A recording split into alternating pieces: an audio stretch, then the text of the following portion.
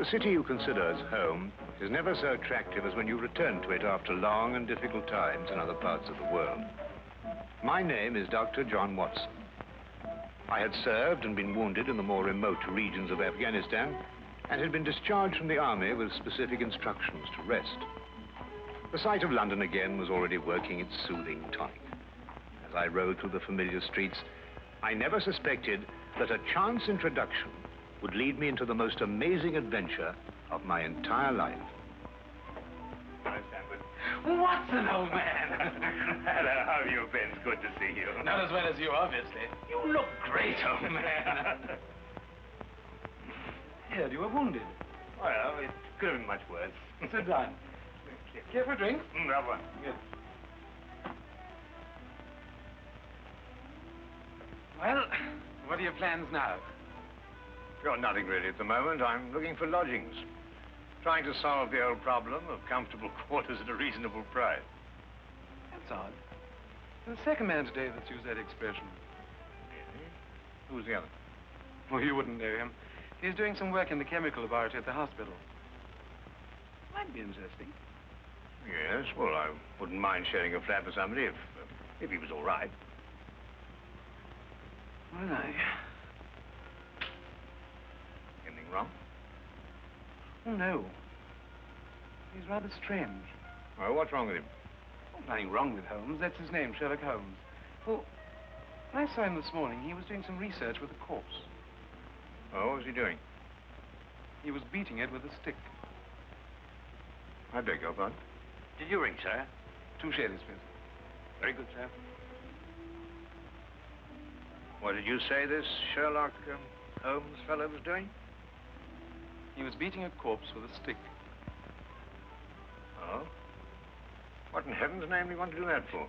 He wanted to find out if it was possible to inflict a bruise on a body after death. Why? You know? Did you ask him? That's another strange thing about this Holmes. Somehow, one never thinks to question him.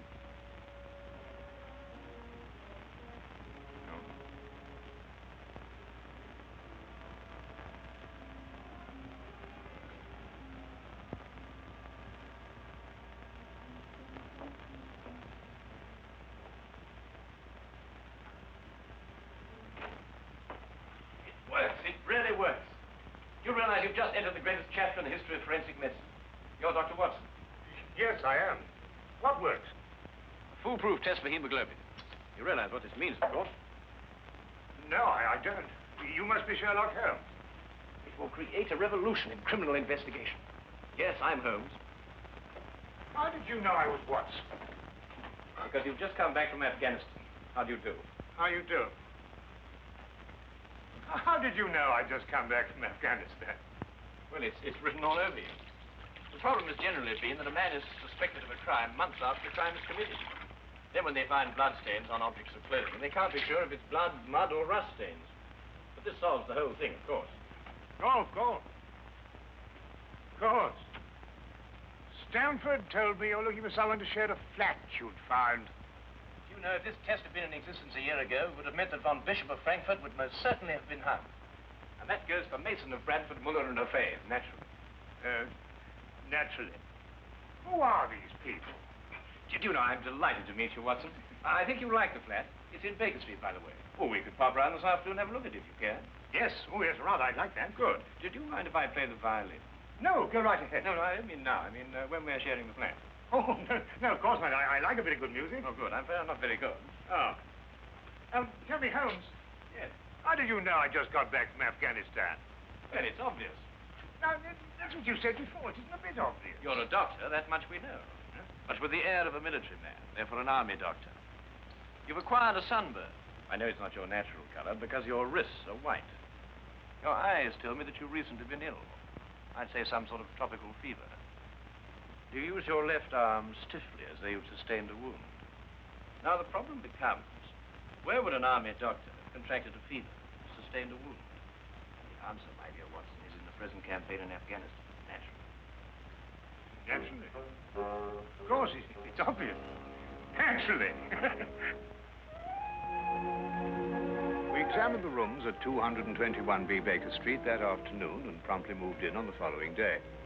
I had, at this point, known Sherlock Holmes for only 24 hours.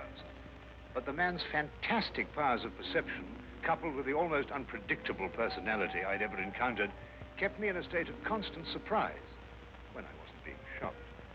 It was unbelievable the things he knew and the things he didn't know. Now, really, my dear Holmes, you mean to tell me you didn't know that the Earth moved around the sun? Really? But every school child knows that. Well, now I know it, too. And I shall promptly proceed to forget it. But why? Yes. Why? Why should I remember it? Well, because it's a natural phenomenon. Well, is it important? Does it affect us? If you told me the Earth went round the moon, would it make any possible difference to our way of life? Well, to put it that way, no. Then it's useless information, and I shall do my best to forget it. I advise you to do the same. At times, I thought the man was joking and simply having a bit of fun at my expense. But I soon learned that he was in dead earnest. I also, unknown to him, made a brief classification of the man's knowledge. Literature? Nothing. Philosophy? Nothing. Astronomy? Nothing. Politics? Disinterested. Botany? He knew everything there was to know about poisons and absolutely nothing about practical gardening. Chemistry? Profound. Sensational literature? Without question, Sherlock Holmes knew the details of every horror perpetrated in the last 100 years.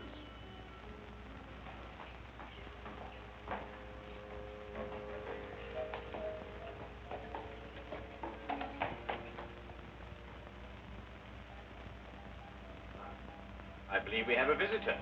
Really? Who's coming here? I believe so. I would also say he's a retired sergeant of Marines. Oh, you know the man? I've never clapped eyes on him before in my life. Well, in that case, that's one of the wildest statements I ever heard. How can you possibly guess he's a retired sergeant of Marines? You've never seen him. A guess, my dear Watson. A calculated deduction. Yes, he is coming up here. Do you mind if I ask you his profession? Oh, by all means. Now, where did I put my violin case? Hmm? Oh, it's over here. There you are. Ah, my old friend. Come in. Excuse me, gentlemen. I have a message here from Mr. Sherlock Holmes. Thank you.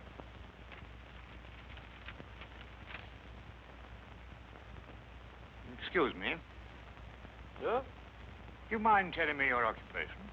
Not at all, sir. I'm a civil servant employed by the police department. Thank you. I just wondered. Not at all, sir. How long have you been with the police department? Just a year, sir. Before that, I was a sergeant in the Marines. Good day, gentlemen. How did you know? An interesting letter, Watson. A very interesting letter. Perhaps you'd like to come with me. Where? To catch a murderer, of course. Of course.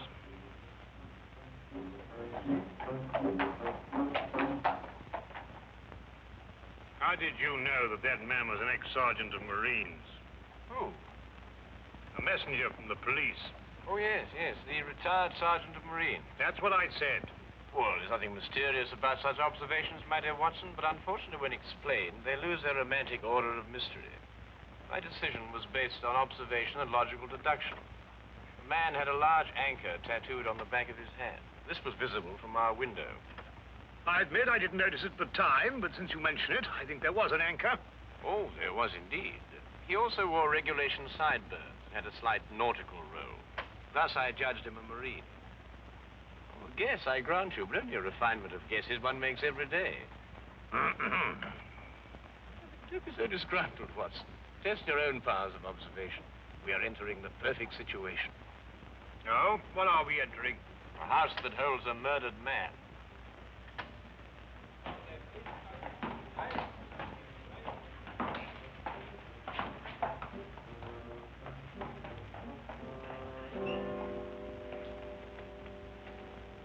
Is Inspector Lestrade inside? Yes, sir. May I have your name, please? Yes, Sherlock Holmes. This is Dr. Watson. Oh, that's quite all right, sir. Inspector Lestrade gave instructions to admit you. Oh, good. Oh, by the way, has the body been removed? No, sir, but the medical examiner's just gone. Oh, thank you.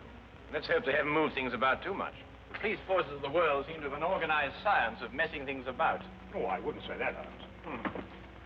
Now then, move along there, everybody. Move along. There's nothing to see today. I don't know. I swear I don't know. I tried to help him. Don't you believe me? I had to do what I could. It was instinctive. Instinctive for a woman like you to commit murder. That's not true. You know it's not true. I know you hate me, but you can't believe I'd do a thing like this. Yes, I can, and I do. Please. She's a murderess. You know it as well as I. She murdered your brother. It's a lie. Yes, it's a lie. Your entire story's a lie. The relationship you had with my son was a lie. My son's been murdered. This girl's a murderess. Why she did it, what her motive was, I don't know. They were engaged without my blessing. I can only be grateful that she gains nothing by her crime.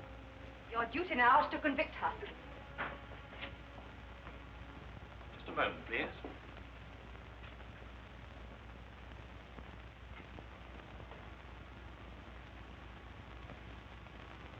Notice the angle of incision, Watson. Yes. Well, the force of the blow and the general penetration of the upper region of the chest. How long would you estimate before loss of consciousness? Well, it's difficult to say. 30 seconds? Minutes? Oh, between the two. I see. And death? Shortly thereafter. 2 minutes? 3? 3 or 4, I'd say. Thank you, Watson. All right, take him out. Ah, forgive the interruption. I would prefer to have been invited before the body had been moved. I thought you'd be interested, Holmes. Oh, thank you, Lestrade.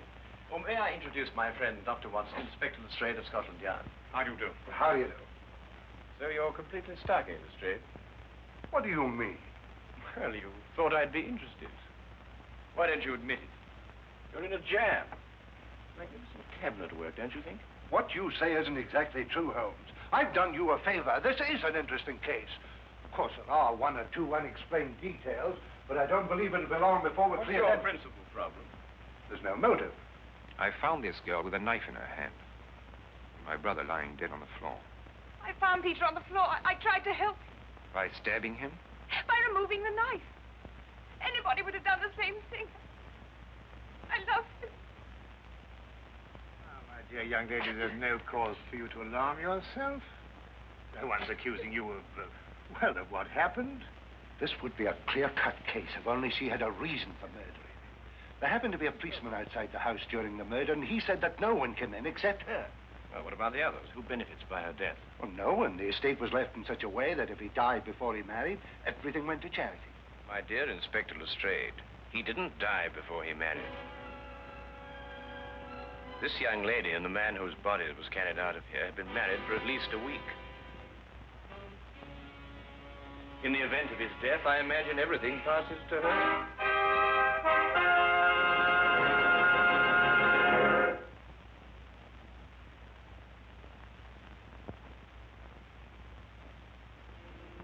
And now we return to the case of the Cunningham heritage.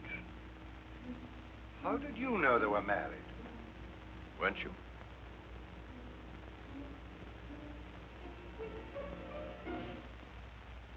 Yes, a week ago. Then you do benefit by my brother's death. You're his heir. I don't know if I am or not. I only know I didn't kill him. I swear I didn't. Where were you married? We went down to Brighton last weekend. Well, why didn't Peter say anything about it? I don't know. He asked me not to say anything, so of course I didn't. I'm afraid, young lady, I'll have to ask you to accompany me to headquarters. Sam.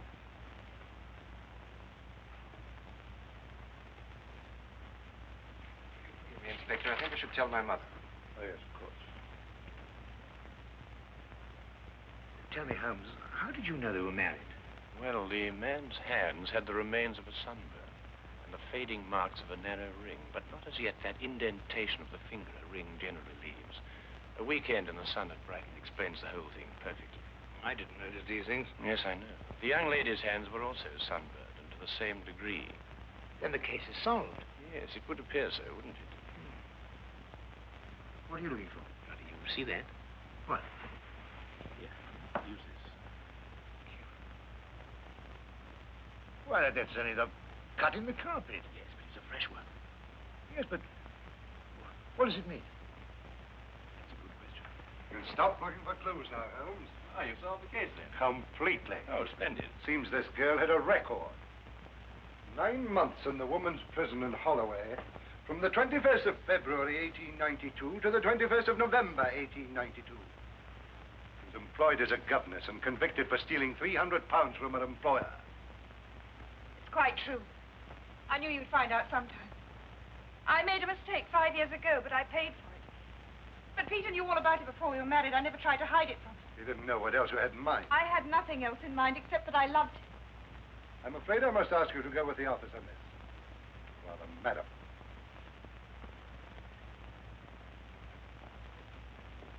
Well, that's how I like my cases. Fast and simple. Oh, indeed. You must tell me some more about it. Well, there's nothing to tell, really. Her story was that Peter asked her to call here at 10 sharp. She arrived, found the door open for her, came in here and found him writhing on the floor with a knife in his chest. She screamed, pulled it out, and just then Brother Ralph walked in. Peter died without saying another word. So she stabbed him for the inheritance and was caught in the act. Simple. Well, falling over long. Couldn't be simpler, could it, Watson? Well, I still think it's a tragedy. Yes, but my job, Dr. Watson, we run up against it all the time. Cigar? No, thank you. Well, I suppose you've had some amazing adventures. Yes, but one learns to have a real philosophy of life and get a good perspective. Yes, I suppose. But just the same, I think it's a pity. Just another case of a clever girl being too clever. The clever girl who intended to murder her husband, he certainly chose the most stupid possible way to commit the crime. What was that? Well, what's this? Checkbook. Oh, amazing deduction, Lestrade. Look. So Peter Cunningham drew a check for £1,000. 6 weeks ago, and 5 weeks ago, and 4, and 3, and 2, and that's all. Well? They're drawn to cash. Well, I don't get your point. He was a very rich man. Well, it's a great deal of cash. It was his own money. I suppose he could do what he liked with it. You may have hit the proverbial nail, Lestrade. Now, look here, Holmes. You're trying to start something that just doesn't exist. Oh, do you think so? I have a great deal of respect for your opinion, Holmes. But your trouble is that you can't leave things alone. If there isn't a mystery, you have to make one, or you're not happy. You're right, I'm not happy. There are marks on the carpet indicating a struggle. The man whose body was carried out of here was over 6 feet in height. If he had struggled with the girl who had left here, I don't think he'd have lost. She surprised him. Oh, but he was expecting her. That's her story. I'd say she sneaked up on him. What, had stabbed him in the chest? How do you sneak up on someone and stab him in the chest, Lestrade? Now, look here, Holmes. You're trying to start something, and I just won't stand for it. That girl's a jailbird, and she's guilty, and she's going to hang. And that's the end of the case. I see Inspector Lestrade is up to his usual mental gymnastics, trying to hammer square pegs into round holes. Well, it's been a great pleasure meeting you, Inspector. I warn you to keep away from that man, Holmes, or you'll be insane in less than a week.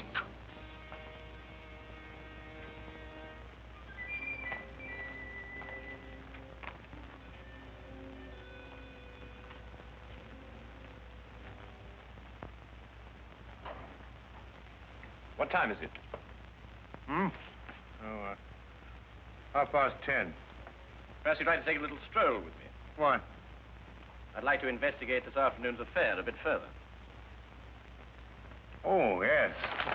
I'd like that. I thought you'd forgotten about it. Not at all. I've been thinking about it all evening. Shall we go? Then we must exchange our thoughts en route. Where are we going? To the Cunningham house. I didn't know you'd made an appointment there. I didn't. Oh, well, who do you expect to see? No one, I hope. Well, I'm terribly sorry, Holmes, but I'm afraid I don't understand what you mean when you say you want to go to the Cunningham house and you just... You can't do that. What? Well, you can't break into the house. Why not? It's against the law, that's why not. Why, if we're caught... That's it. What is? If we're caught. But that makes no difference. It makes no difference at all. The thing is, if we're caught, it's against the law.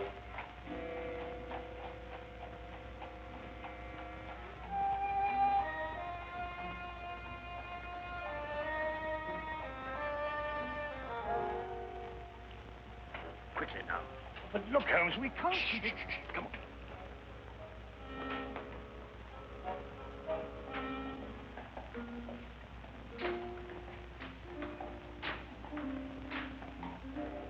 Good evening, Inspector. Good evening, Sergeant. Everything all right? Yes, sir. I just thought Sherlock Holmes might have dropped by. Where'd you get the key? Oh, the key is a burglar's too. A burglar's too? Street clear? Hmm? Yeah.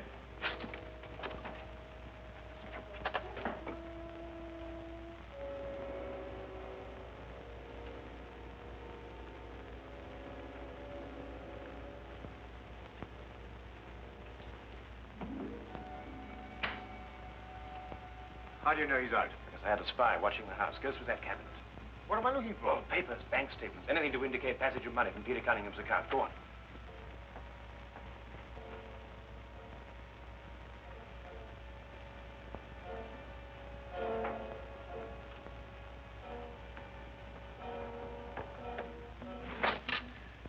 It's absolutely ridiculous. Looking for something and you don't know what in order to catch somebody and you don't know who.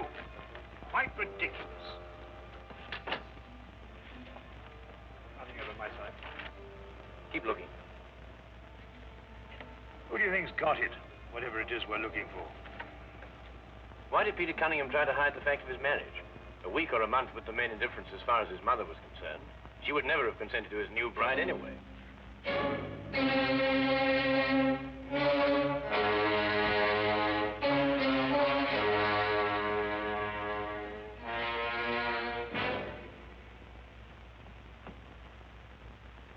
He married her to prove to me that my blackmail wouldn't stop him. And then he withheld the fact in order to give me 1 week to clear out of the country before he exposed me. The money he paid you went to buying up your promissory notes. I was being pressed, Mr. Holmes. My brother's engagement to a jailbird gave me a perfect opportunity to extract a little money from him. In fact, if he hadn't been such a bullhead, it would have gone on for quite some time. A jailbird, as you put it, makes the perfect murder suspect. Perfect, Mr. Holmes. And you and Dr. Watson make perfect burglary suspects. When I report your death to the police, they can't possibly blame me for defending the sanctity of my home.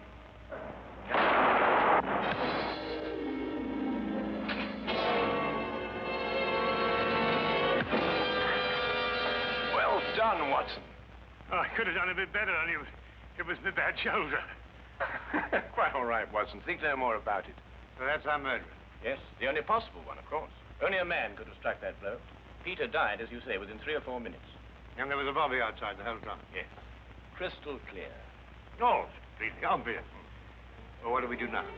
What's going on here? Who fired that shot?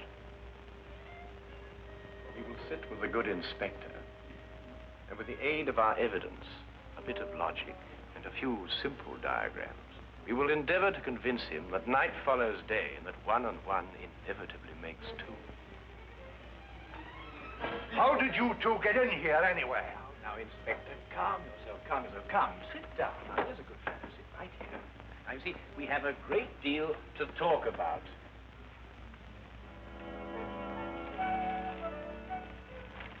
Also present with Inspector Lestrade was Dr. John Watson and a personal friend of the inspector's, Mr. Sherlock Holmes. This is ridiculous. It's fantastic.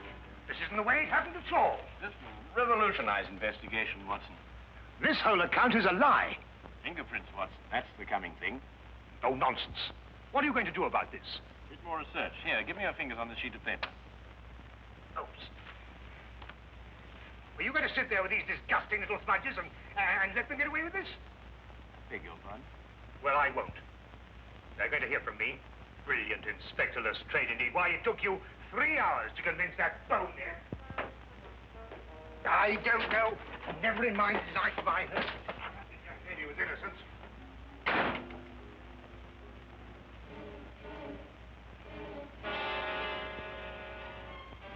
Oh. I wonder if he got more than a shoulder wound in Afghanistan.